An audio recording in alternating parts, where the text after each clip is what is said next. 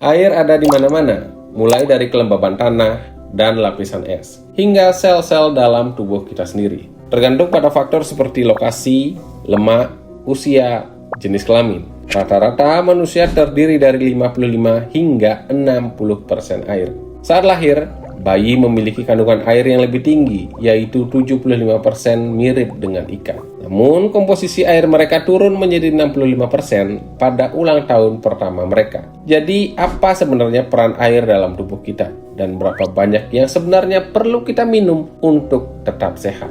H2O dalam tubuh kita berfungsi untuk meredam dan melumasi sendi, mengatur suhu, serta memberi nutrisi pada otak dan sumsum tulang belakang. Air tak hanya ada dalam darah kita. Otak dan jantung orang dewasa hampir 3/4-nya adalah air. Itu kira-kira setara dengan jumlah kelembaban dalam sebuah pisang. Paru-paru lebih mirip dengan apel dengan kandungan air 83%. Bahkan, tulang manusia yang tampak kering pun mengandung 31% air.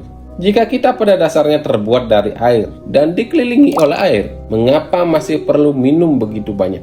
Setiap hari kita kehilangan 2 hingga 3 liter air melalui keringat, urin, buang air besar, bahkan hanya dari bernafas. Meskipun fungsi-fungsi ini penting bagi kelangsungan hidup kita perlu mengkompensasi kehilangan cairan tersebut. Menjaga keseimbangan kadar air sangat penting untuk menghindari dehidrasi atau overdehidrasi. Yang keduanya dapat berdampak buruk pada kesehatan secara keseluruhan. Saat mendeteksi kadar air yang rendah, respon sensorik otak kita memberi sinyal pelepasan hormon antidiuretik. Ketika hormon ini mencapai ginjal, ia menciptakan aquaporin, saluran khusus yang memungkinkan darah menyerap dan menahan lebih banyak air, yang menyebabkan urin menjadi pekat dan berwarna gelap. Dehidrasi yang meningkat dapat menyebabkan penurunan energi, suasana hati, kelembaban kulit, dan tekanan darah, serta tanda-tanda gangguan kognitif. Otak yang dehidrasi bekerja lebih keras untuk mencapai hasil yang sama dengan otak yang normal, dan bahkan menyusut sementara andai kekurangan air. Sebaliknya, overdehidrasi atau hiponatremia biasanya disebabkan oleh konsumsi air yang berlebihan dalam waktu yang singkat. Atlet seringkali menjadi korban overdehidrasi karena komplikasi dalam mengatur kadar air dalam kondisi fisik yang ekstrim.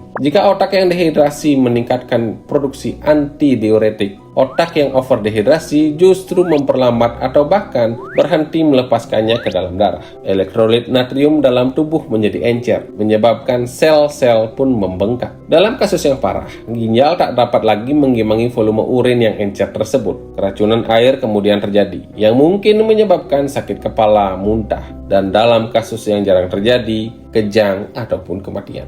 Namun, itu adalah situasi yang cukup ekstrim. Dalam kehidupan sehari-hari, menjaga sistem hidrasi yang baik cukup mudah dikelola bagi kita yang beruntung memiliki akses ke air minum bersih. Selama ini, saran umum mengatakan kita harus minum 8 gelas sehari. Perkiraan tersebut kini telah disempurnakan. Konsensus sekarang menyatakan bahwa jumlah air yang kita butuhkan sangat bergantung pada berat badan dan lingkungan kita. Asupan harian yang direkomendasikan bervariasi antara 2,5 hingga 3,7 liter untuk pria dan sekitar 2 hingga 2,7 liter untuk wanita. Jumlah ini bisa bertambah ataupun berkurang tergantung pada apakah kita sehat, aktif, tua, atau sedang kepanasan. Meskipun air adalah hidrator paling sehat, minuman lain, bahkan yang mengandung kafein seperti kopi dan teh, tetap dapat mengisi kembali cairan tubuh kita. Selain itu, air dalam makanan menyumbang sekitar 1/5 dari asupan H2O harian kita. Buah dan sayuran seperti stroberi, mentimun, dan bahkan brokoli yang mengandung lebih dari 90% air.